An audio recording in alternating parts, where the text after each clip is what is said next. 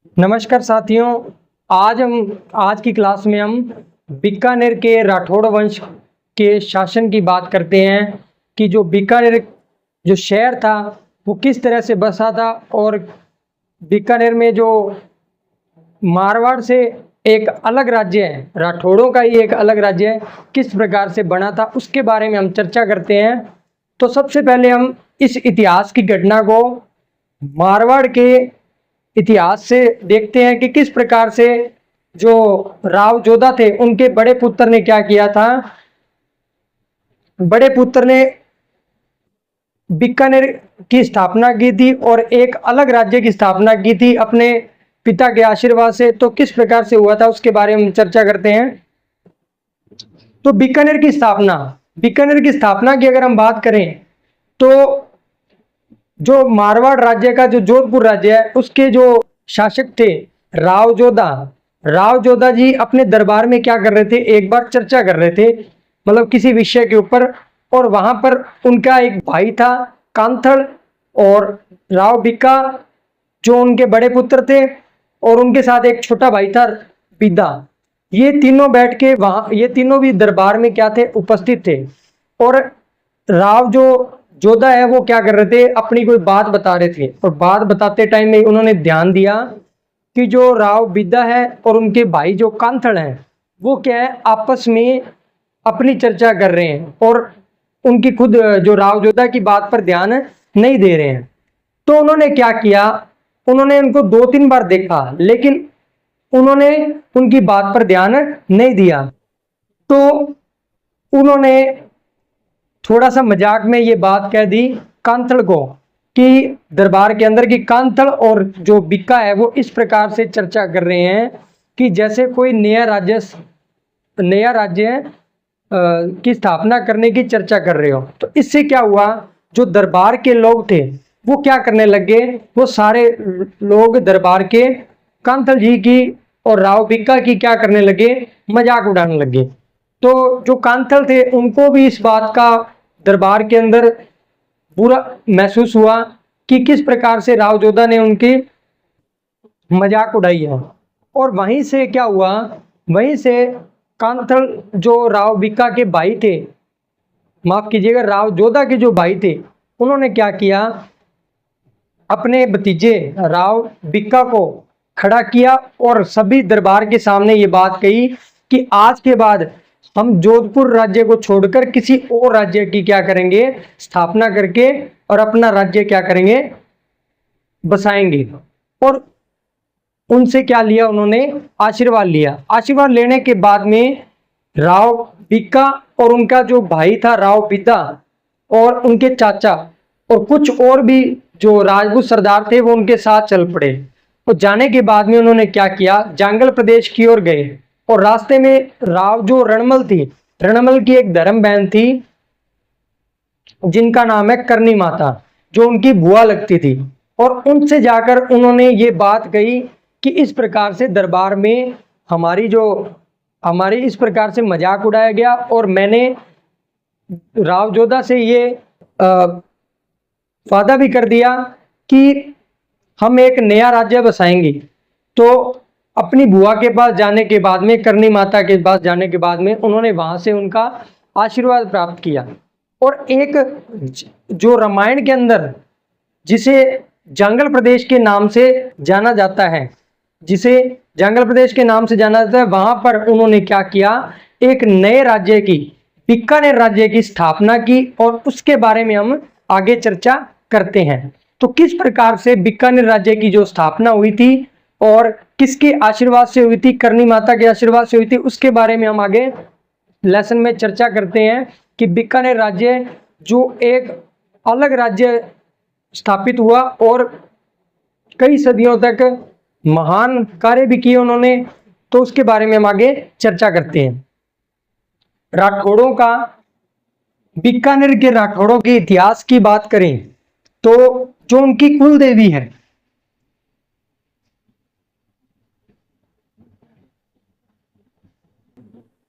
कुल देवी की अगर बात करें तो उनकी जो कुल देवी है, राठौड़ों की कुल देवी, मैंने आपको पिछली क्लास में पढ़ाया था कि जोधपुर के राठौड़ों की कुल देवी है वो कौन सी है, नागणेची माता, और उन्हें चक्रेश्वर देवी भी कहते हैं। तो जो बीकानेर के राठौड़ थे वो किससे संबंधित थे? वो मारवाड़ के जो जोधपुर है उसके राठौड़, उनके राठौड़ों के क्या थे? संबंधित थे, क्योंकि राव जो बीका थे वो किसके पुत्र थे? राव जोधा के बड़े पुत्र थे। तो जो इनकी कुल देवी है वो कौन सी है? नागणेची माता। क्या कहा जाता है? इनका जो प्रथम मंदिर था वो कहां पर है? नगाड़ा, बाड़मेर के अंदर।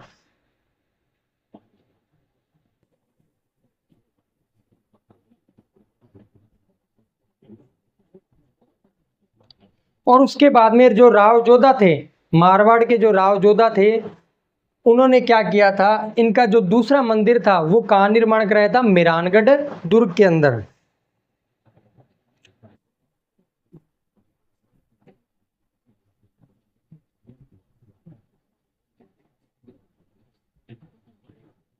जोधपुर के अंदर।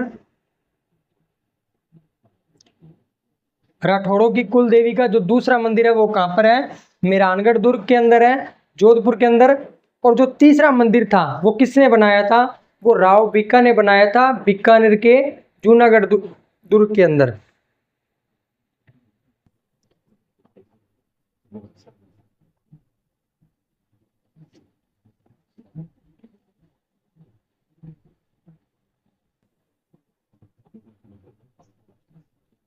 बीकानेर के जूनागढ़ दुर्ग के अंदर तीसरा मंदिर बना था राठौड़ों की कुल देवी का, जो किसने बनाया था? राव बीका ने बनाया था। अब बात करें इनके आराध्य देवी की, तो मैंने आपको बताया था कि जो राव बीका थे उन्होंने करनी माता का आशीर्वाद प्राप्त करके जांगल प्रदेश में बीकानेर शहर की क्या की थी? बीकानेर राज्य की क्या की थी? स्थापना की थी। तो जो इनकी आराध्य देवी है वो कौन है?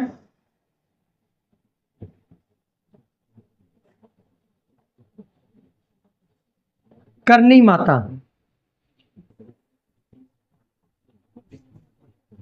अगर इनके मुख्य मंदिर की बात करें तो इनके जो मुख्य मंदिर है, वो जो सबसे बड़ा जो मंदिर है, मुख्य मंदिर है, वो कहां पर है? देशनोक के अंदर।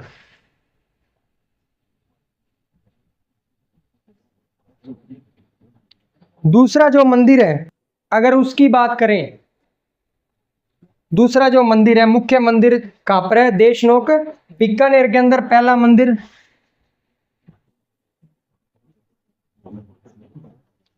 दूसरा जो मुख्य मंदिर है वो कहां पर है? अलवर में।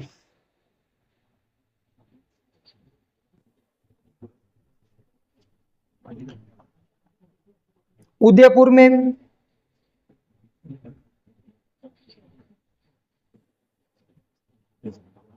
जूनागढ़ दुर्ग में। जूनागढ़ दुर्ग कहां पर है? बीकानेर। करनी माता के मुख्य मंदिरों की बात करें तो चार मुख्य मंदिर है। जो प्रथम मुख्य मंदिर है वो कहां पर है? देशनोक के अंदर, बीकानेर के अंदर। दूसरा जो मंदिर है वो अलवर के अंदर है, और तीसरा मुख्य मंदिर उदयपुर के अंदर है, और चौथा जो मुख्य मंदिर है वो कहां पर है? जूनागढ़, बीकानेर के अंदर। अब बात करते हैं कि जो राव बीका थे उन्होंने जब अपने राज्य की स्थापना की तो उनकी जो प्रथम राजधानी है उसके बारे में चर्चा करते हैं। जो प्रथम राजधानी है, राव बीका के साथ उनके एक साथी थे सांखला, तो उन्होंने बताया था कि कोडमदेसर में उनका किसी टाइम में क्या रहा था? जोधपुर राज्य की छावनी लगी थी। तो सबसे पहले उन्होंने क्या किया? कोडमदेसर को अपनी क्या बनाया था? राजधानी बनाया था। तो बीकानेर के राठौड़ वंशों की जो प्रथम राजधानी थी वो कौन सी थी? कोडमदेसर।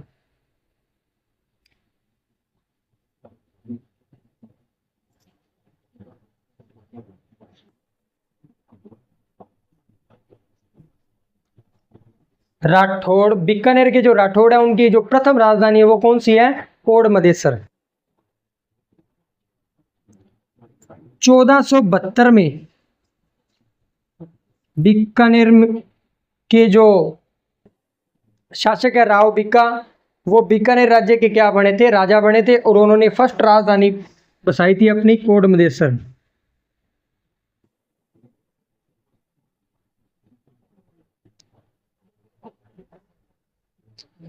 उसके बाद में उन्होंने क्या किया था, उसके बाद में उन्होंने बीकानेर नगर बसाया था।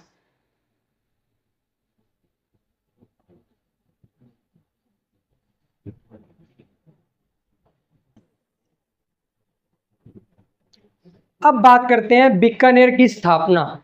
बीकानेर की स्थापना कब हुई थी? 1465 के अंदर क्या हुई थी? बीकानेर की स्थापना हुई थी। और इस दिन कौन सा दिन था? इस दिन आखा तीज थी। हिंदू महीनों की अगर बात करें तो इस दिन कौन से दिन था? आखा तीज थी, जिसे अक्षय तृतीया भी कहा जाता है और राजस्थानी भाषा में आखा तीज भी कहा जाता है। जो बीकानेर की स्थापना थी वो कब की थी? 1465 के अंदर। और बीकानेर की जो प्रथम राजधानी थी, बीकानेर के जो राठौड़ वंश थे उनकी प्रथम राजधानी कौन सी थी? कोडमदेसर। कोडमदेसर को उन्होंने इस वजह से छोड़ा क्योंकि उन पर किसका राज था?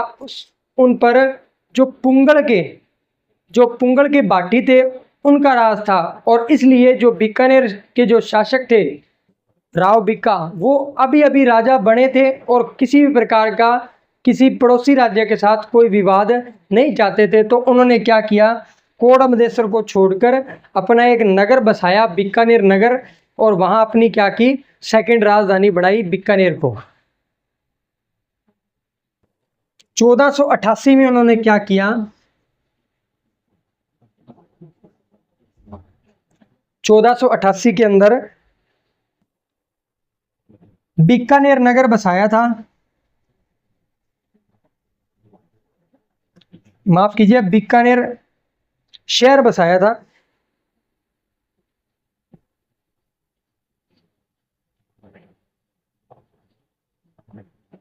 जिसे क्या कहते हैं? बीकानेर शहर को राती घाटी भी कहा जाता है। राती घाटी क्यों कहा जाता है? इसके पीछे भी एक कारण है, क्योंकि जो बीकानेर शहर है वहां पर क्या होती है? लाल रंग की बजरी सबसे ज्यादा निकलती है और इसलिए उस जगह को पहले क्या कहा जाता था? राती घाटी के नाम से भी जाना जाता था। बीकानेर जो शहर है उसको किस नाम से जाना जाता था? रत्ती घाटी या राती घाटी के नाम से जाना जाता था, क्योंकि वहां पर सबसे ज्यादा क्या निकलती है? लाल रंग की बजरी, और इसीलिए उसको क्या कहते थे? रत्ती घाटी या राती घाटी के नाम से भी जाना जाता है। इन्होंने क्या किया? 1488 के अंदर अपनी सेकंड राजधानी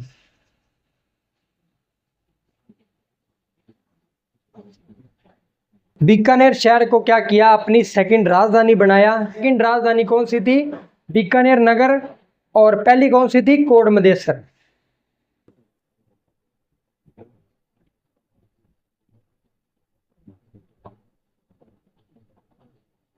सेकंड इनकी कैपिटल थी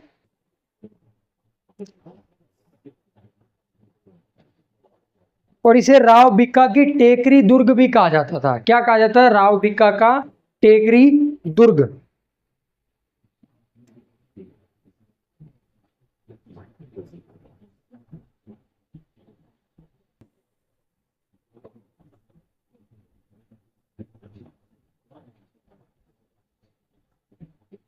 राव बिक्का का टेकरी दुर्ग भी कहा जाता था।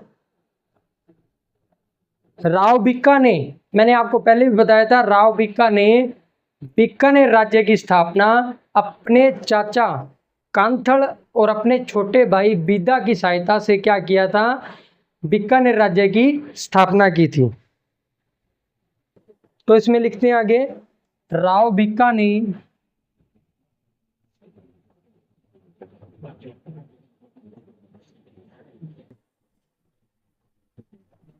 अपने चाचा कांथल व छोटे भाई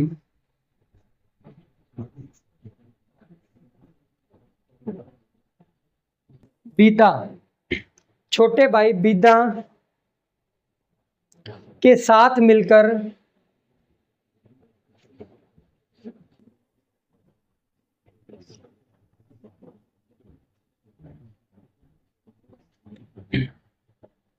बीकानेर राज्य की स्थापना की थी।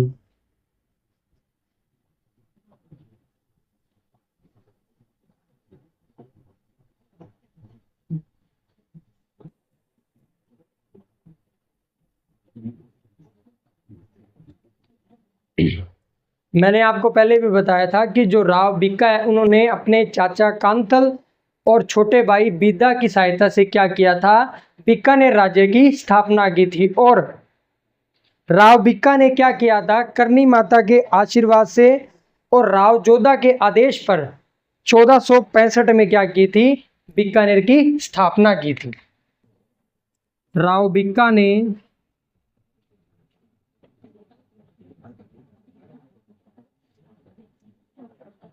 करनी माता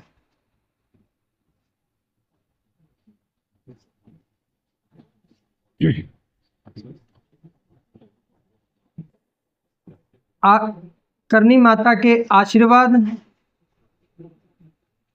और अपने पिता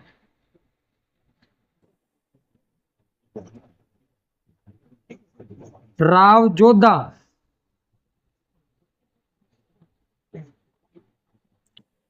के आदेश पर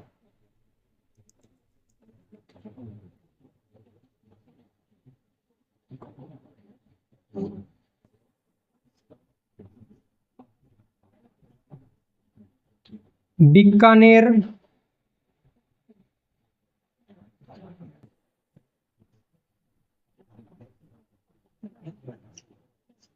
बीकानेर राज्य की क्या की थी, स्थापना की थी।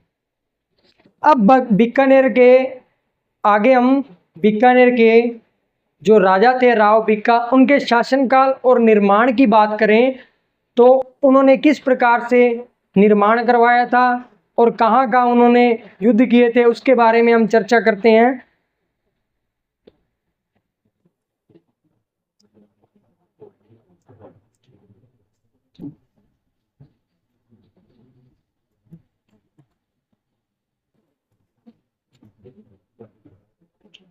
राव बिक्का के शासनकाल की बात करें तो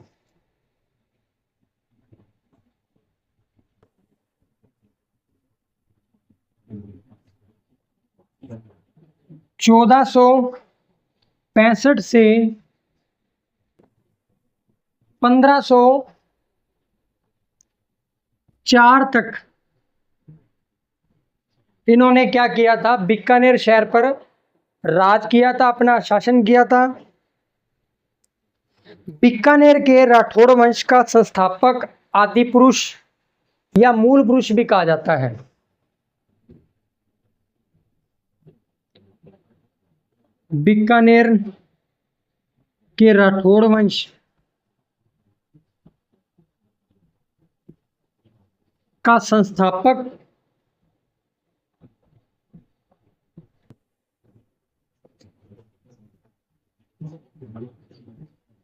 आदि पुरुष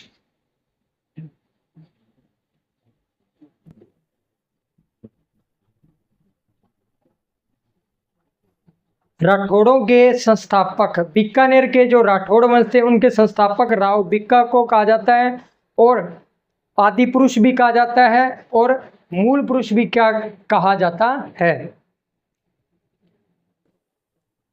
और बीकानेर में पतंग महोत्सव बहुत प्रसिद्ध है। मैंने आपको पहले भी बताया था कि आखा तीज के दिन जब इन्होंने क्या किया था, आखा तीज के दिन जब बीकानेर नगर की स्थापना की थी तो उस दिन इन्होंने क्या किया था, एक पतंग उड़ाया था उस खुशी में।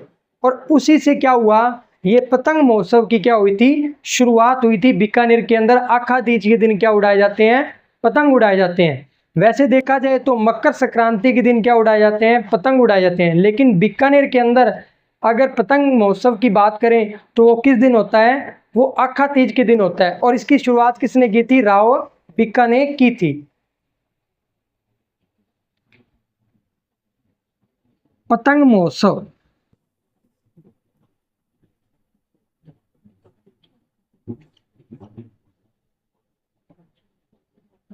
प्रसिद्ध है। बीकानेर में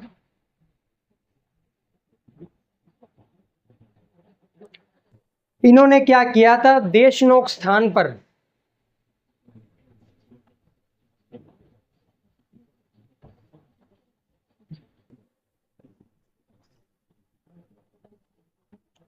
देशनोक के स्थान पर करनी माता का क्या किया था, मंदिर बनवाया था। राव भिक्का ने देशनोक स्थान पर क्या किया था? करणी माता का मंदिर का निर्माण करवाया था।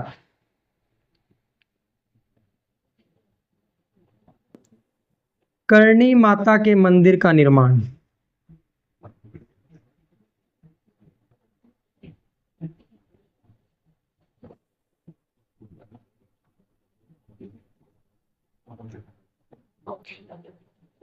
और जो माता करणी माता का जो मंदिर है उसे क्या कहते हैं? माता का मठ भी कहते हैं।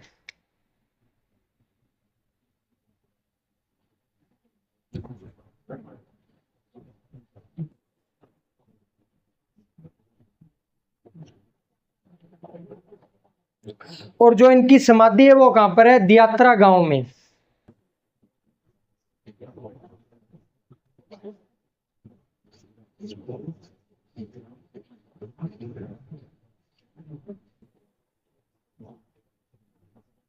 दियात्रा गांव के अंदर इनकी समाधि है करणी माता की।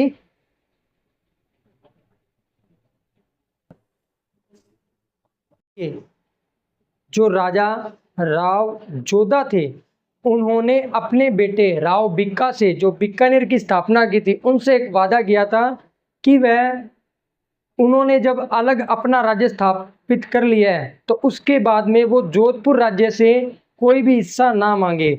और राव भिक्का ने इसके लिए हाँ भी कर दी थी, परंतु बदले में उन्होंने राव जोधा से राज चिन्ह मांगे थे और उन्होंने कह दिया था कि जब मर्जी ले जाना, तेरे ही है। लेकिन राव जोधा की मृत्यु के बाद में जो अगला शासक बना था राव सूजा, बीच में राव सातल देव भी थे, लेकिन वो क्या हो गए थे, उनकी जल्दी क्या हो गई थी, मृत्यु हो गई थी, और इस वजह से अगला जो शासक बना था राव सूजा। तो जब राव भिक्का जोधपुर के जो राज चिन्ह राव सूजा से लेने गए तो इन्होंने क्या किया, इन्होंने राज चिन्ह देने के लिए क्या कर दिया था? मना कर दिया था। और इसलिए राव भिक्का ने क्या किया? राव भिक्का ने जोधपुर पे क्या कर दिया था? आक्रमण कर दिया था। तो इसमें लिखता हूं आगे मैं, राव भिक्का ने मारवाड़ के शासक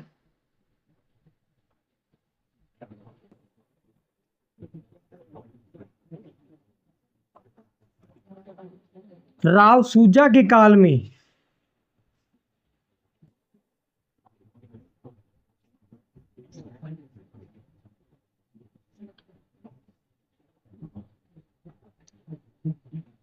मेहरानगढ़ दुर्ग पर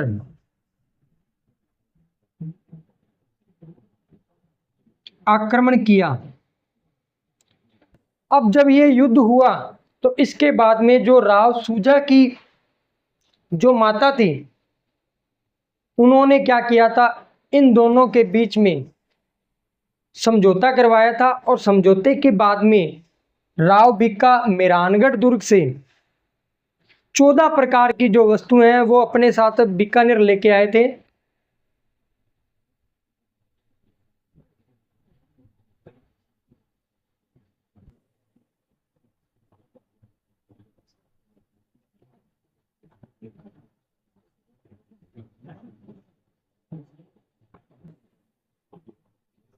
जिनमें नागणेची माता की प्रतिमा, राठौड़ों की कुल देवी नागणेची माता की प्रतिमा,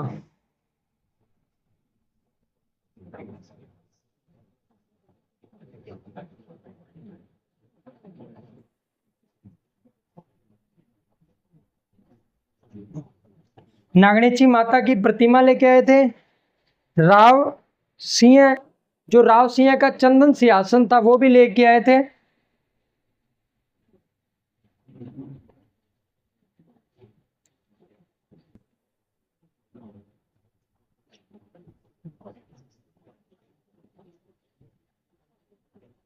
राव सिंह का चंदन सिंहासन लेके आए थे और राव जोधा का भाला, राजमुकुट और तलवार।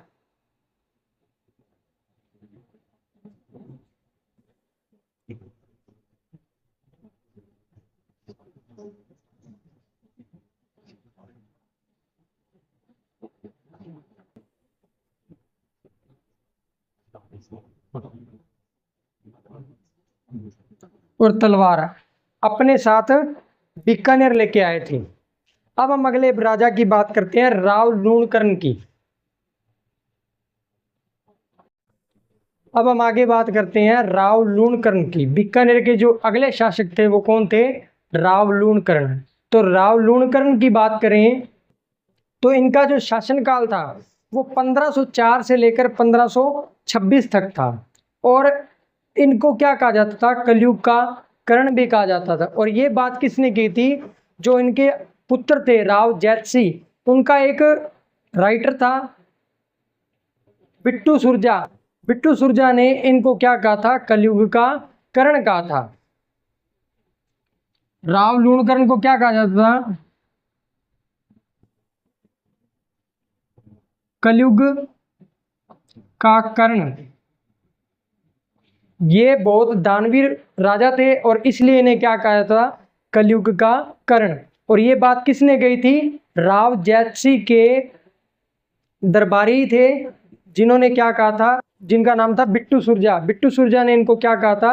अपने ग्रंथ में कलयुग का कर्ण कहा था।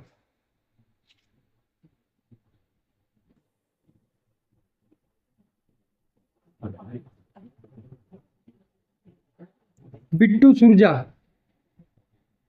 इनकी एक किताब थी राव जैतसिरोछंद। इस किताब के अंदर इन्होंने बताया था कि राव जो लूणकर है उनको क्या, वो एक दानवीर व्यक्ति हैं, इसलिए उन्हें क्या कहा था? कलयुग का कर्ण कहा था। और इनकी आगे बात करें तो इनकी जो पुत्री थी, इनकी पुत्री का नाम था बालाबाई और उसका विवाह इन्होंने आमेर के शासक पृथ्वीराज कछवाहा के साथ किया था। अपनी पुत्री का विवाह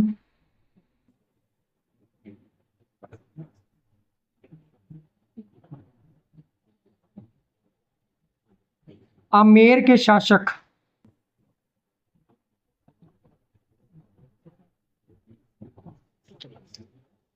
पृथ्वीराज कछवाहा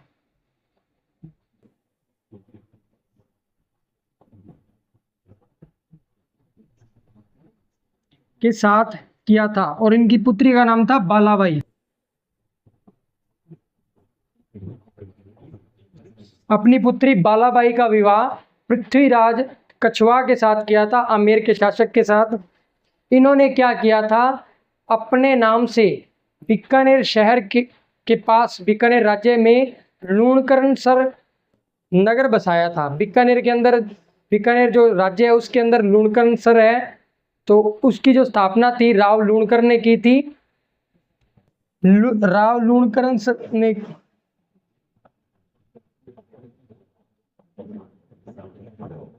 लूण नगर बसाया।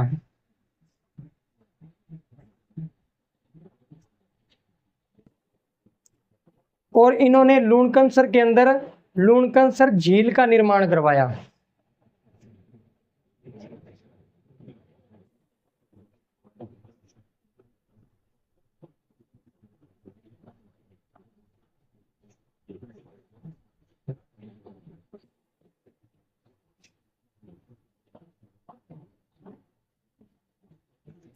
लूणकरणसर झील का निर्माण करवाया था। और जो सर्वाधिक मूंगफली है वो राजस्थान के लूणकरणसर शहर में होती है। सर्वाधिक मूंगफली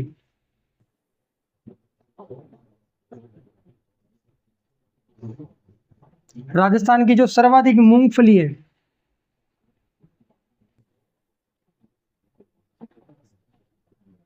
का उत्पादन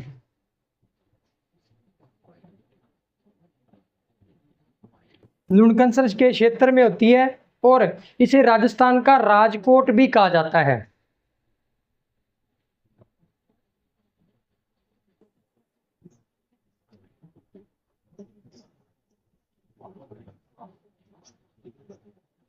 राजस्थान का राजकोट भी कहा जाता है। अब अगले राजा की बात करते हैं, इनके पुत्र की, राव जैतसी की। राव जैतसी के शासनकाल की बात करते हैं।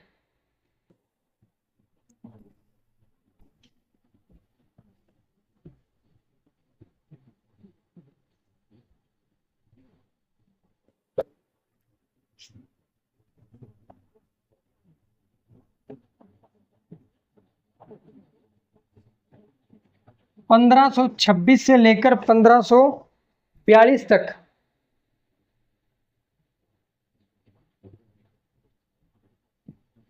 राव जयसी का जो शासनकाल था वो 1526 से लेकर 1542 तक रहा था।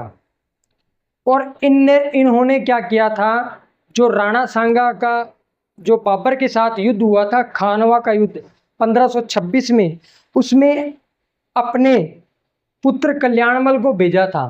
पाती परवन प्रथा के तहत बीकानेर से जो बीकानेर से जो राजपूत शासक गए थे, वो कौन गए थे, राव कल्याणमल।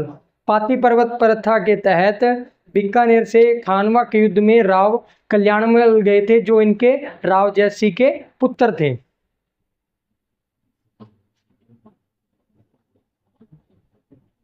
खानवा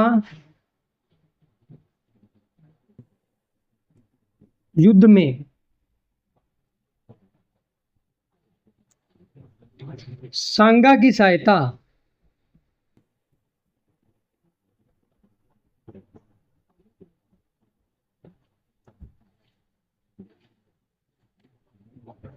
की अपने पुत्र कल्याणमल को भेजा।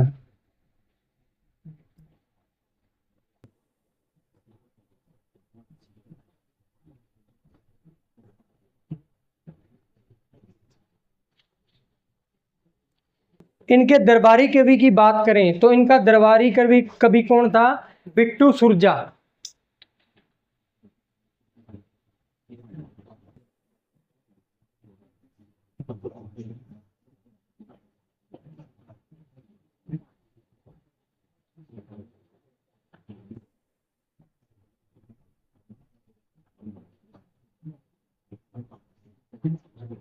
इन्होंने ग्रंथ लिखा था राव जयसिरो छंद।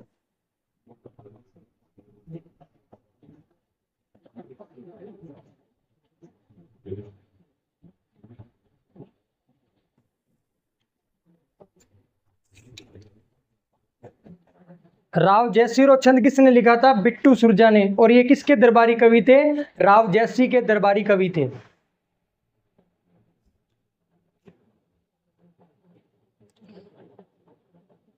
इस समय क्या हुआ था कि जब बाबर की मृत्यु हो जाती है 1530 के अंदर, 1530 में जब बाबर की मृत्यु हो जाती है, तो जो तैमूर वंश थे, तैमूर वंश के अंदर एक पद्धति थी कि जितना भी राज्य है उसका क्या हो जाए, बंटवारा हो जाए। और इसी कारण क्या हुआ था कि जो बाबर था, बाबर जब राजा बना तो मात्र उसके पास एक परगना था, और इसलिए उसने क्या किया था, हिंदुस्तान पर राज किया था और आक्रमण करके।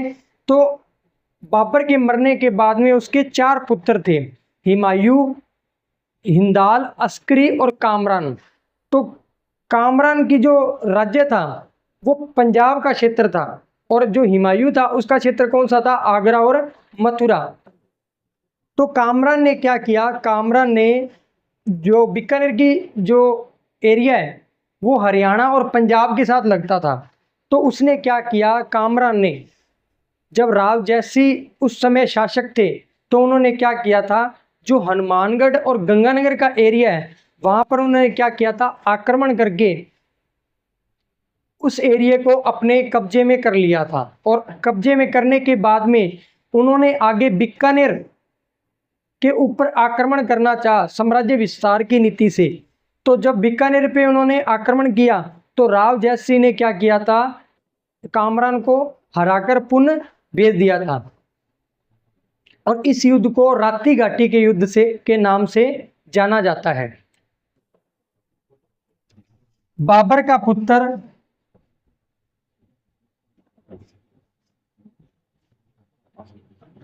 कामरान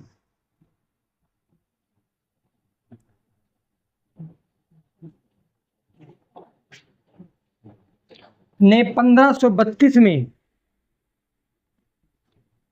बटनेर के किले पे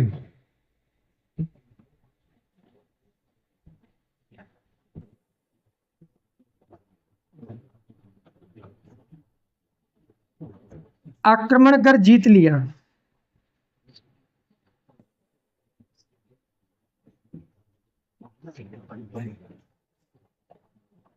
और अपना अधिकार कर लिया।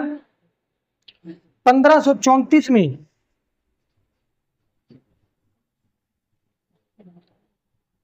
राती घाटी का युद्ध।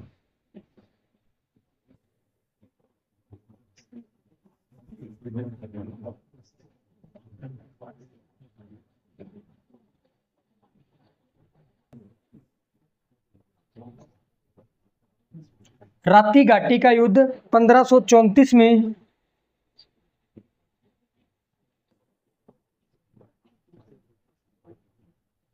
राव जैसी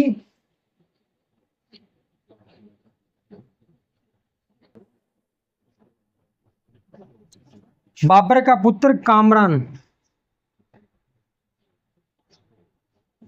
बाबर का पुत्र कामरान के बीच में युद्ध हुआ था 1534 में, और इसमें कामरान हार गया था और राव जैसी जीत गया था।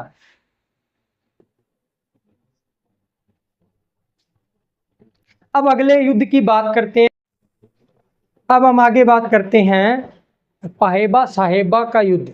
पाहेबा साहेबा का युद्ध जो कि वर्तमान में गंगानगर जिले में पड़ता है, और ये जो युद्ध हुआ था, ये जोधपुर के जो राजा थे मालदेव, उन्होंने क्या किया था, राव जैसी पर आक्रमण कर दिया था 1542 के अंदर। इसे पाहेबा साहेबा के नाम से जाना जाता है, ठीक है। और इस युद्ध में राव मालदेव के दो सेनापतियों ने ये युद्ध लड़ा था, जेता और कुंपा। और इस युद्ध में क्या हुआ था, राव जैसी की वीरगति को प्राप्त हो गए, और बीकानेर का जो शासन था वो मालदेव ने किसको दे दिया था, जेता को दे दिया था।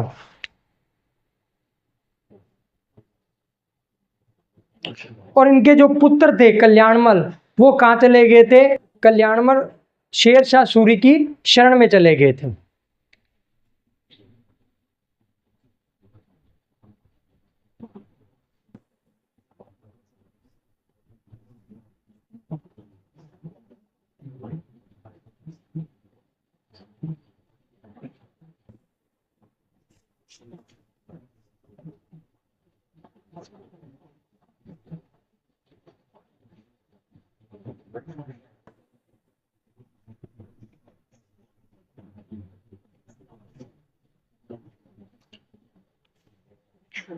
तो आगे हम बात करते हैं कि जो राव कल्याणमल थे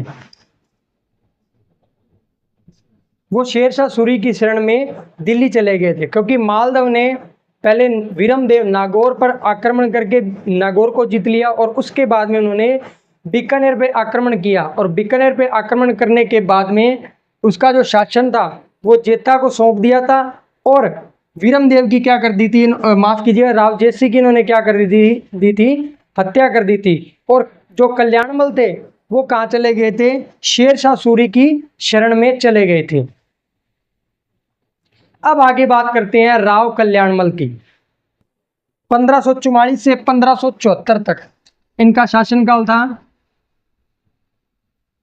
राव कल्याणमल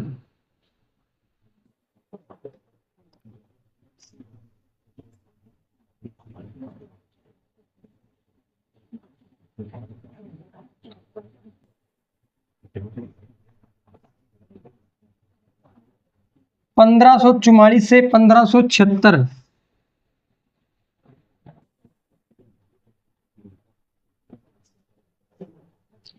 1542 से 1544 तक ये शेरशाह सूरी के शरण में रहे। 1542 से 1544 तक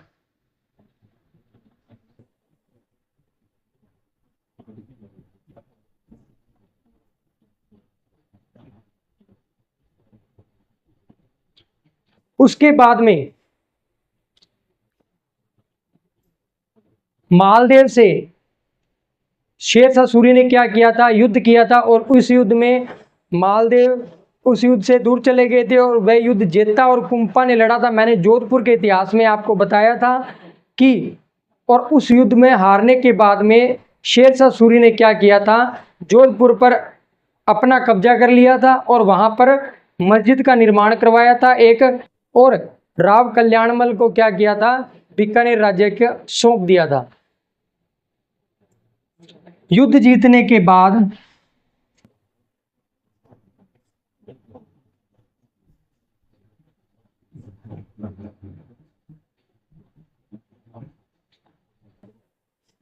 शेरशाह ने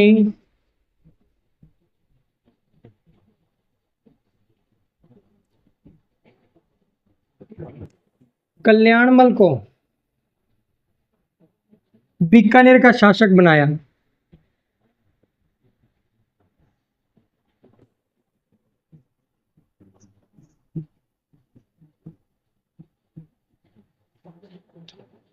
अब आगे बात करते हैं कल्याणमल ने क्या किया। जब 1570 के अंदर नागौर दरबार लगा था तो इन्होंने क्या किया था, अकबर की अधीनता स्वीकार कर ली थी, और अपनी, इनके दो पुत्र थे राय सिंह और पृथ्वीराज राठौड़, ये जो दोनों पुत्र थे वो अकबर की शरण में चले गए थे, और इन्होंने अपनी जो भतीजी थी उसका विवाह अकबर से किया था। अब आगे बात करते हैं पृथ्वीराज राठौड़ की, जो बहुत ही बड़े राइटर थे, अकबर के दरबार में कवि थे। उनकी बात करें तो पृथ्वीराज राठौड़ अकबर के गागरों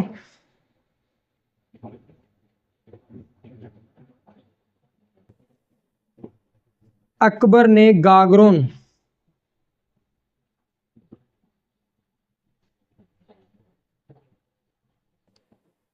गढ़ की जागीर प्रदान की।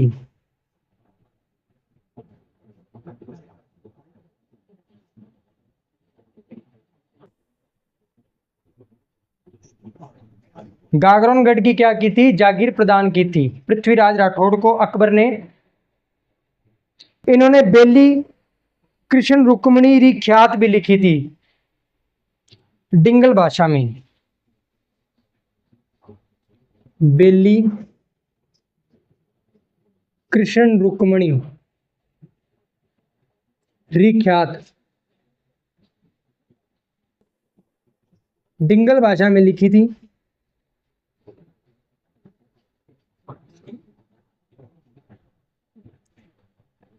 वेली कृष्ण रुक्मणी रिख्यात डिंगल भाषा में पृथ्वीराज राठौड़ ने लिखी थी, और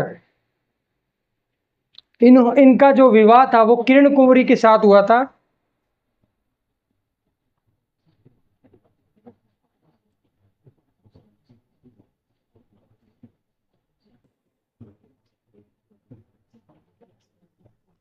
जो महाराणा प्रताप के भाई शक्ति सिंह की पुत्री के साथ हुआ था। किरण कुंवरी कौन थी, महाराणा प्रताप के जो भाई थी शक्ति सिंह, उनकी पुत्री के साथ पृथ्वीराज राठौड़ का विवाह हुआ था।